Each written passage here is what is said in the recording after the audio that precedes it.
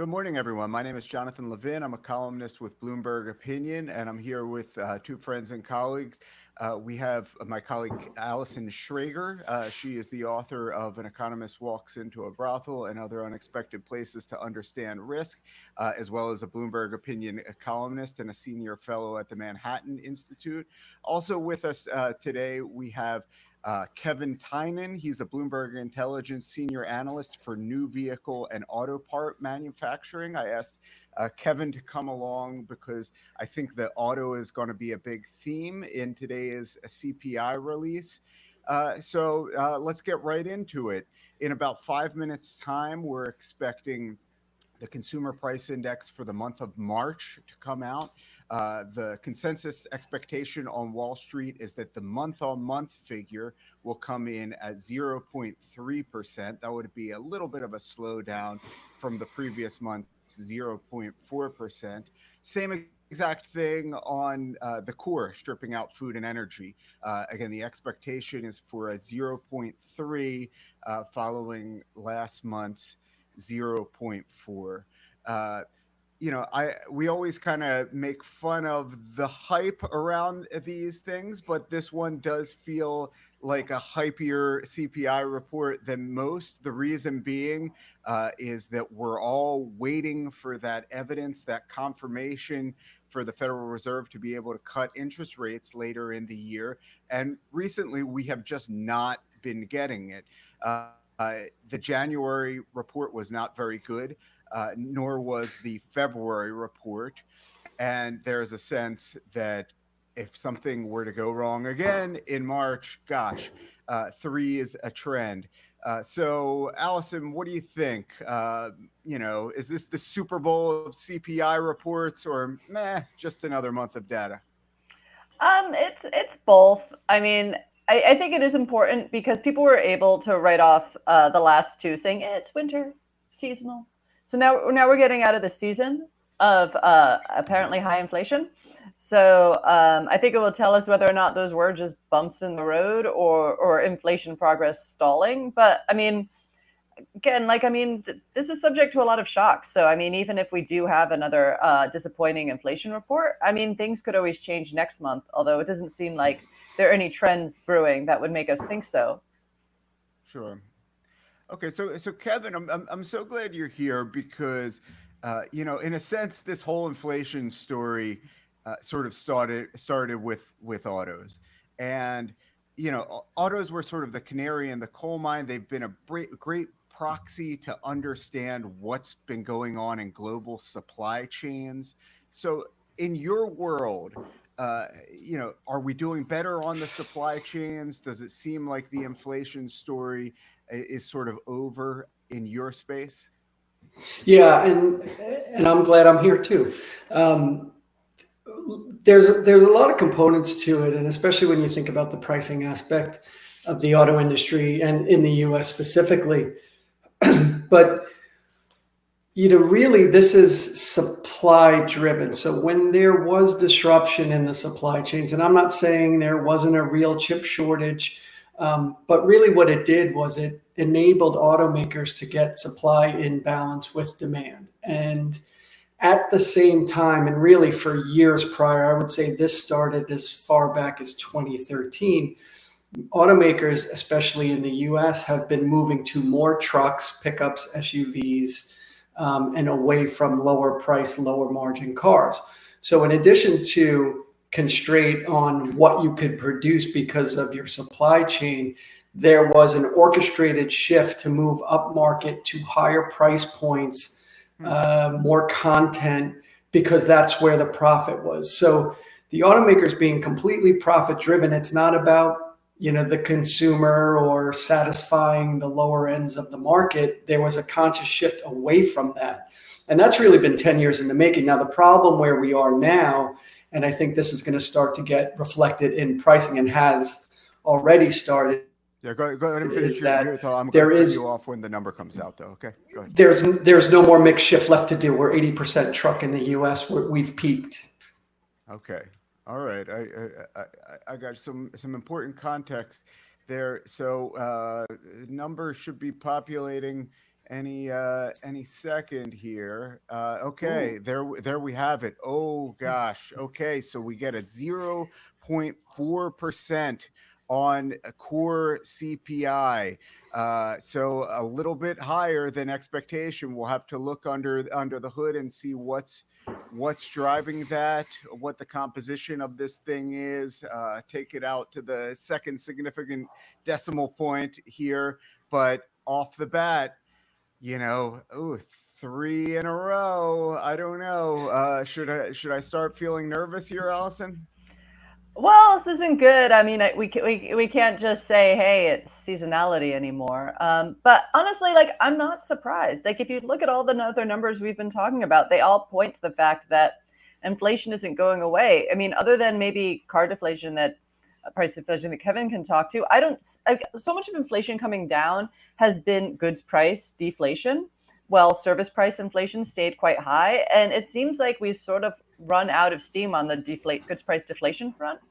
Um, Although, obviously energy is another animal, and somewhat unpredictable with food. So, I mean, I said, I don't like, we just were talking, I think it was last week, about just how strong the economy is and how strong wage growth is. So that's not conducive to sort of a disinflation environment.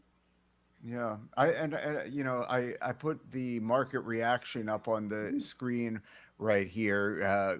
The 10-year U.S. Treasury note, the yield on that was sitting around 4.36% when the number came out, and you see it jumping intraday about 12, maybe 14 basis points. So this is a meaningful move. This is a meaningful resetting of expectations, and we're going to dig under the hood here a little bit. Uh, Kevin, let me come back to you.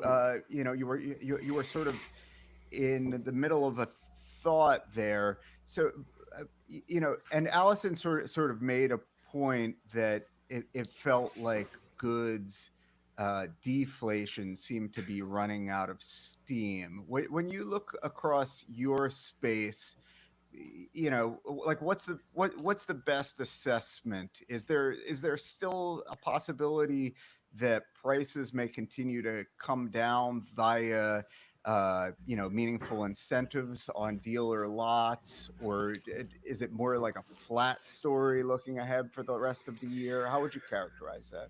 Well, the two components we look at, one is the discount from MSRP of new vehicles. So to put that in context, prior to the pandemic, that would average about 6.5%, roughly about $2,400 per vehicle, meaning you as a consumer could walk into any showroom, point at the window sticker and say, "I'm not paying that. I'll give you $2,400 less than that. You got a deal." That number during the pandemic, actually during 2022, was over MSRP for an entire year for every automaker, which is unprecedented. And I don't think we'll ever see that again, short of another kind of supply chain shock like that. Now we're back up to 3% discount from MSRP. So that's not necessarily money out of anybody's pocket. That's not incentive spending. That's just money that the dealership or a retailer is not collecting because they're giving the consumer some price flexibility from MSRP. The other one, as you said, is incentives. And that would be the discounting starts to lose a little bit of traction, as it has, meaning it's not generating the demand that it had previously. And then you get the factories, the manufacturers step in with cash incentives, low rate financing, lease deals, residual subsidies. That has really ramped up. Now, to put that in context, that would be 10% of the transaction price prior to the pandemic. It was below 2% during, and we're back up heading, high mid single digits. So 7-8%, but there's some, because those things are about inventory management, right? So now we have too much supply. We're back to 3 million vehicles. So now you're seeing dealers be flexible on pricing because manufacturers are throwing money at it to clear the deck to be able to produce more. So there's no way we're going to see more price inflation in vehicles just because of the supply level. It would be 4 million before the pandemic. It was under 1 million during, and now we're back to 3. So there has to be price flexibility to clear out that kind of inventory level. So the inflation side is probably not new vehicle pricing. Okay. All right. Well, so let's actually dig into this here. So I have our decomposition up on the screen. And the first thing I want to draw your attention to, since we have been talking about auto and we have our auto expert on the line here, is it's not a core goods story this month. This is the contribution to core month on month, and you'll see the blue bar is actually deflationary. That's core goods. It's actually dragging you down about 4 basis points. I will dig into that since we're on the topic here, and just try to understand what the composition here is. So transportation commodities, which includes your auto space, does actually end up being a pretty big drag on the number. So new vehicles on balance bringing us down 3 basis points.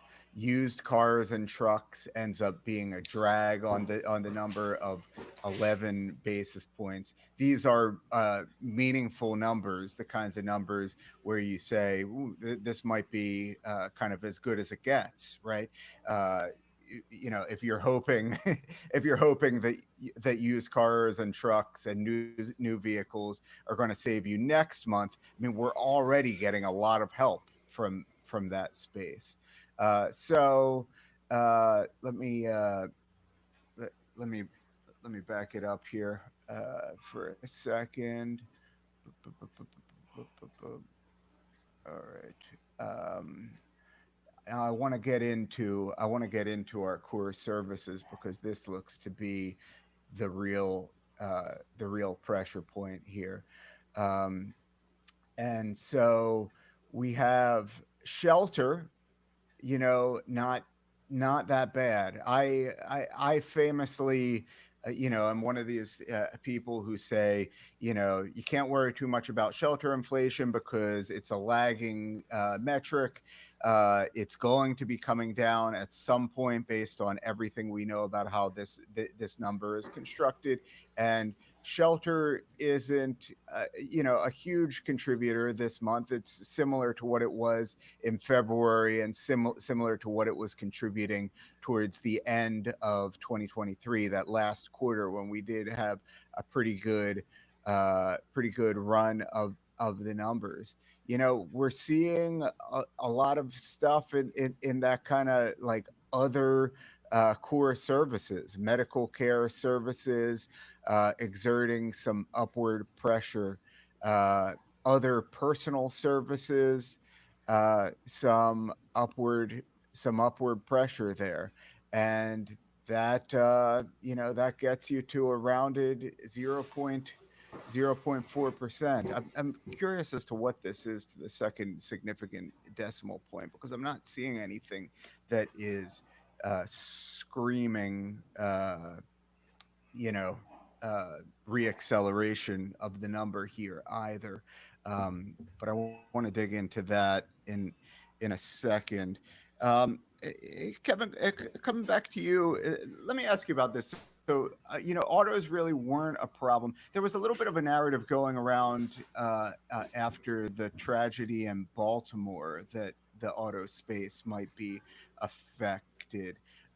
Was that, not the story that some people initially thought it might be from an economic standpoint? Of course, from a human standpoint, a great tragedy. Sure. Yeah. Look, this is mostly a build here, sell here market. So I think when I did the calculations, the number of vehicles for most of the automakers were minimal, and I thought like the greatest cost was to a brand like Mazda, which had whatever it was, 18, 20 million worth of vehicles on board. So yeah, and again, if we're in this period of deflation in terms of new pricing and 3 million units of inventory again, which is a little bit frothy, like I kind of look at those things like it's actually an opportunity for manufacturers to be able to, back off and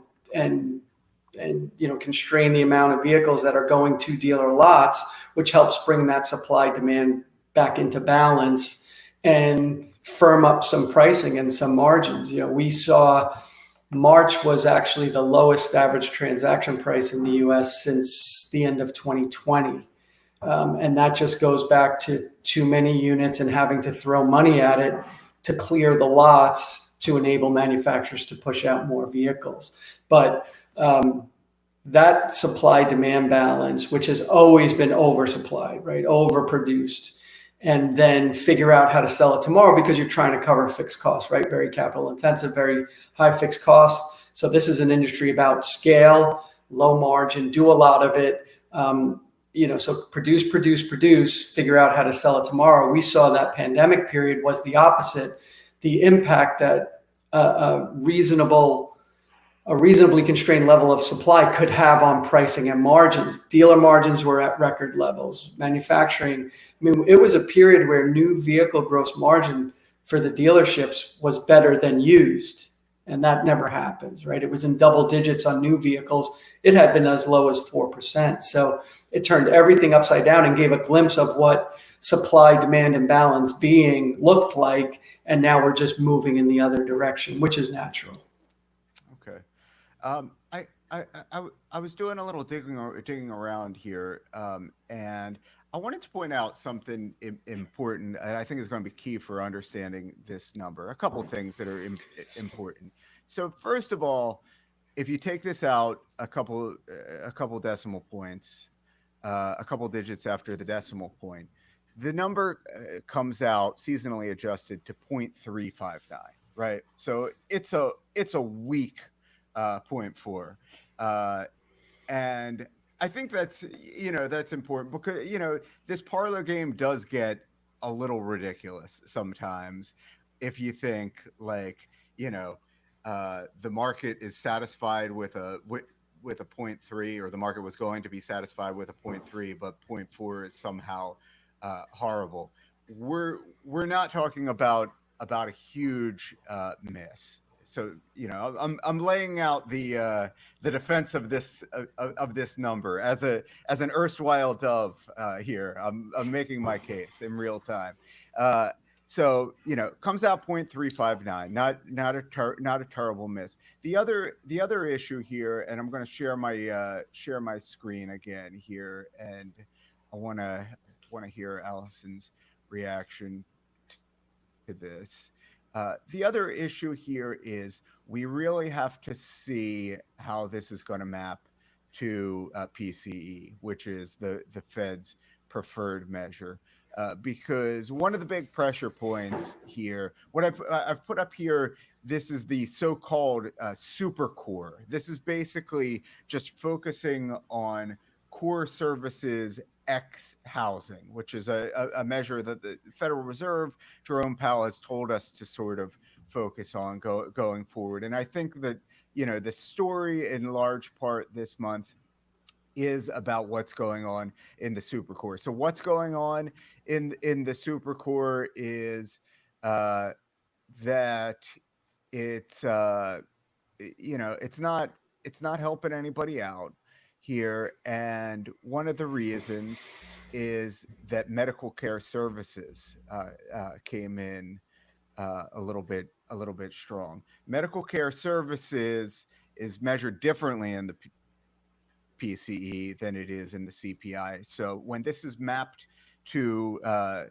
PCE, we might be looking at a little bit of a different story, especially since, again, to the second significant digit, we're only talking about a 0.35. This is not a strong 0.4. Allison, I think in our monthly discussions about this, you've been more hawkish than I have. Do I sound like a guy who's just making excuses for himself here? Well, I've been thinking about this, and I think pretty much everyone who's been weighing in on inflation for the last couple of years, be it us or Larry Summers or Paul Krugman, has at certain points been right about some things and wrong about other things. So, because there's just so many moving parts. So I think, I think, we're both right or we're both wrong to that, in that, yeah, I mean, there You're is so some, diplomatic. Thank you. yeah, that there is some, like, as I said, inflation is, as I said, creeped down a little bit. This was an improvement, but I think the concern is it's, well, marginal, and inflation tends not to be well behaved, so it's hard to know where this comes from. But I think we also can see signs that it's, well, persistent. I think the picture you showed showing the service price inflation versus just the goods was very informative. Like, you can see, to me, that sees like, wow, okay, the inflation, sort of a 3% inflation, is sort of now bit in the bones of the economy. And that's just, I said, it's harder for monetary policy to make that go down, or just for, I guess, in the Paul Krugman sense, for the transitory team to say, oh, well, this is just going to go away on its own. So I think what we're seeing is an economy where, inflation, 3%, maybe 2.5% inflation is sort of now baked in. I mean, but, shocks are important. And, we said we could have a deflationary shock that will bring us back to 2, or we could have an inflationary shock that brings us up higher. So, to I guess to that extent, as I said, like, there are, if you want to be optimistic here, I think you have reason to be, and you can rationalize that. But if you're more hawkish, you probably can too. Sure. And digging into in here further, another point I want to make is that in this report, we are still seeing sort of the long tail of the auto story that Kevin has been explaining to us. And what I mean is that while new and used car prices were a drag for us, leased cars and trucks here in the transportation services still exerting upward pressure. I want to come back to that and ask you to tease that out for us a little bit, Kevin. But another space, motor vehicle maintenance. Exerting upward pressure, right? So that's sort of a services component that is reacting to a lag to the fact that auto prices went up a lot. Autos are getting more complicated, perhaps. Motor vehicle insurance, huge upward pressure. And again, I think a reasonable thesis there is that this is just doing what motor vehicles did 18 months ago, right? Motor vehicle insurance intrinsically has these lags. It's sort of a heavily regulated space. In a perfect world, I think insurers would love to just jack up your insurance rates as soon as the price of automobiles go up, but they have to apply for permission with state regulators and so on and so forth. So this takes some time, and it has these lags, and in a sense, it's reflecting the things that happened in sort of the real world of supply and demand in goods, in actual cars, 18, 24 months ago. So, Kevin, what's going on with leases? Can you give us any insight there? Sure. Yeah. This, going back historically, leasing is essentially an incentive, right? It's a form of factory incentive that is used to create affordability, which is used to manage inventory levels. So when this was, let's call it pre-pandemic period, when this was a very oversupplied market, again, we were talking about 4 million units of inventory, but monthly sales would be somewhere in $1 million to $1.5 million range. So we were running as much as 4 times the inventory to sales ratio. So through the pandemic, that kind of compressed to, we actually did more sales because that number stayed in that 1 million to 1.5 range, but inventory fell to about 900,000 units. So demand has been reasonably consistent all through these periods. But if you go back before the pandemic, when there was oversupply, we would be about what we we consider lease penetration 30%. So 30% of transactions would be leased in this country, and that would be because to create affordability, because you could subsidize the residual and kick the can down the road, so to speak, for when that vehicle comes back off lease, if it's underwater in terms of the residual. When we got to an undersupplied condition through the pandemic period, leasing essentially went away. It was down in the teens because you didn't need to create affordability. It wasn't needed as an incentive. Incentives in general went away. Leasing was one of them.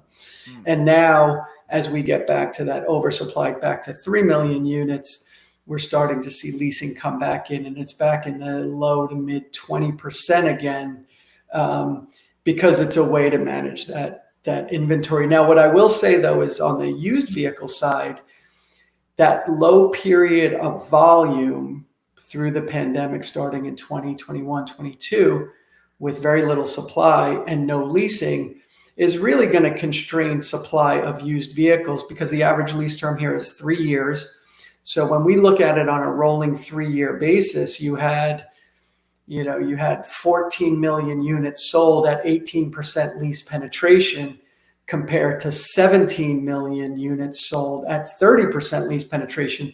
You can see we go from 5 million off-lease vehicles, and those are the good ones, right? Those are the certified pre-owned, 3 years old, 30,000 miles on them, around there, late model, low mileage, high technology. Those are the best of the used vehicles. We go from 5 million off-lease year after year after year down to 2.5 next year in 2025.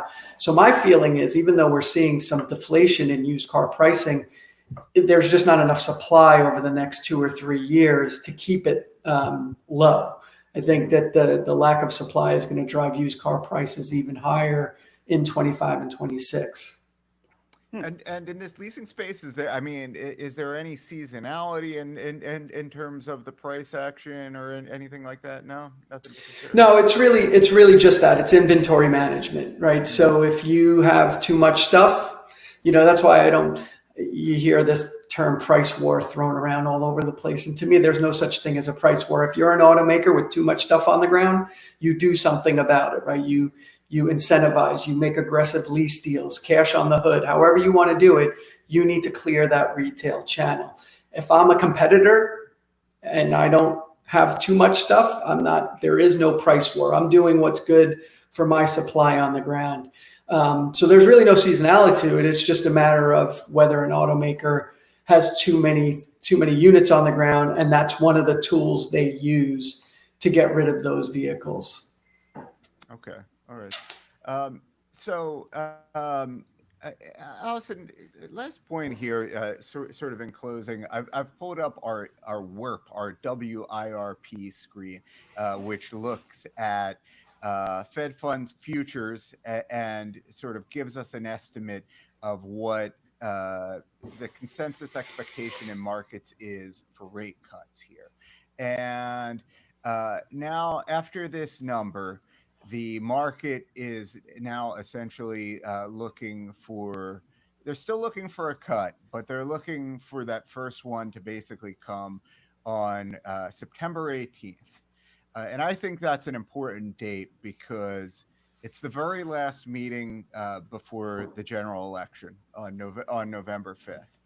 And there's a lot of conspiracy theories out in places like social media land about the politics at the Fed. Yeah, that I'm a Fed guy. I admire a lot of the people on the Federal Open Market Committee, and I think in as much as anybody can avoid politics in today's day and age, I think Jerome Powell's Fed does a pretty good job of it.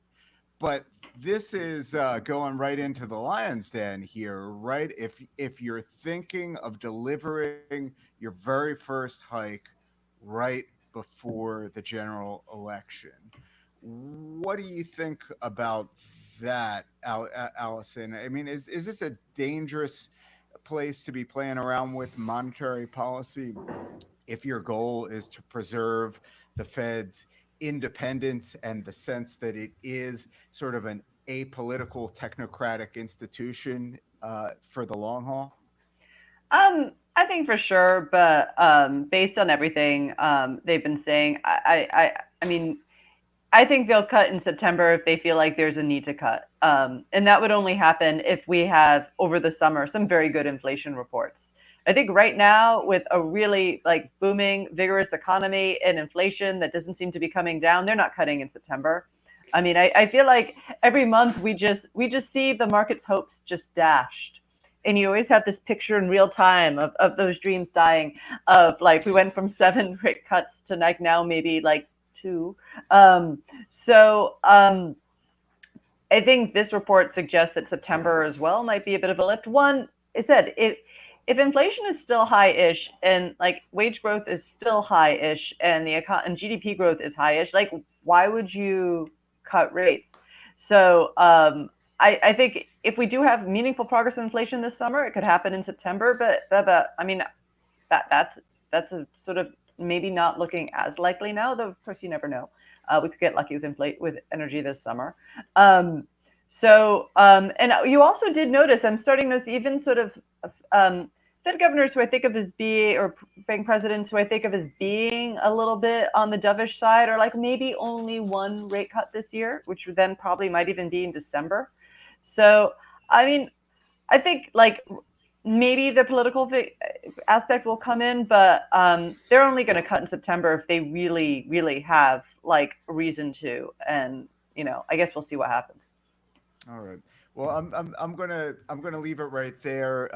Your market check as of 8:56 a.m. Eastern Standard Time is you've got that 10-year Treasury note yield at about 4.49%. That's a big move up on the back of this number. We'll see what stocks do at the open in about a half hour from here.